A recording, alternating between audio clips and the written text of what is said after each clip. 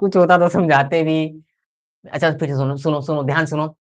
Quality equation का मतलब होता है एक ऐसा इक्वेशन जिसमें दो पावर होते हैं, पावर जो मैक्स टू मैक्स कितना होगा, दो होगा। A x square plus b x plus c is equal to zero, जहाँ पे ए बी सी जो है वो रियल नंबर है और ए कभी भी जीरो नहीं हो सकता। एग्जाम्पल के लिए x square minus three x minus ten is equal to zero, और second example three x square plus four x plus nine is equal to zero, है ना। रूट्स ऑफ क्वालिटी इक्वेशन क्या होता है, जैसे आप चैप्टर नंबर सेकंड में वो निकाले थे, क्या बोलते हैं उसको, अल्फा एंड बीटा, वही चीज यहाँ पे रूट्स कहलाता है, बस इतनी सी बात है। जैसे यहाँ देखिए, ठीक है। अब क्वाड्रेटिक फॉर्मूला क्या होता है, रूट्स निकालने के लिए कभी कभी दिक्कत आ जाता है, उसी रूट्स को क्लियर करने के लिए इस फॉर्मूले को यूज किया जाता है, that is minus B plus minus B square minus four AC upon में टू ए। इसी रूट्स, इसी क्वाड्रेटिक फॉर्मूला को सिद्धाचार्य रूल भी कहा जाता है।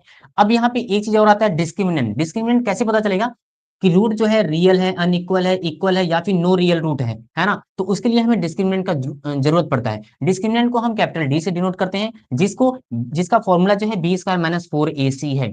नेचर ऑफ रूट ये क्या बताता है, रूट्स का नेचर बताता है। अगर डिस्क्रिमिनेंट जीरो, डिस्क्रिमिनेंट जो है वो जीरो से बड़ा गया, it means real and unequal roots होगा।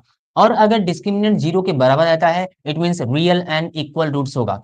लेकिन अगर डी जो है वो जीरो से छोटा आ जाता है, it means no real roots होगा। इसको निकाल, ये अगर आ जाता है डिस्क्रिमिनेंट, पता चल जाता है कि डिस्क्रिमिनेंट कैसा है, तो आप इस फॉर्मूले को यूज करके तुरंत आंसर बता सकते हैं। अगर डी पता चलता है कि जीरो है, तो इस फॉर्मूले को पता लगा के आप तुरंत आंसर बता सकते हैं कि रूट क्या है। और अगर पता चलता है डी जो है वो छोटा है, तो किसी भी फॉर्मूले को यूज नहीं किया जा सकता। ठीक है।